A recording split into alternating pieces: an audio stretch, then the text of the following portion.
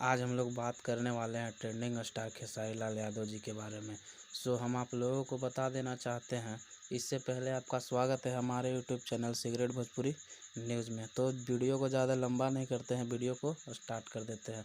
आज हम लोग बात करने वाले हैं ट्रेंडिंग स्टार खेसारी लाल यादव जी के एक नए गाने के बारे में, जो कि एक फिल्म का गाना है। इस गाने के छोटा सा वीडियो क्लिप आप लोग ट्रेलर में देखकर समझ गए होंगे कि यह वीडियो सॉन्ग आएगा और बहुत ही ज़बरदस्त तरीक़ा से यह हिट गाना होगा। यह आरडीसी भोजपुरी चैनल से आएगा। बात कर लेते हैं इस गाने का टाइटल नेम। इस गाने का टाइटल नेम है मोहल्ला माचिस हो गया। इसको लिखे हैं यादव राज जी, इसमें म्यूज़िक दिए हैं ओम झा और इसको गाए हैं खेसारी लाल यादव जी और स्वाति शर्मा।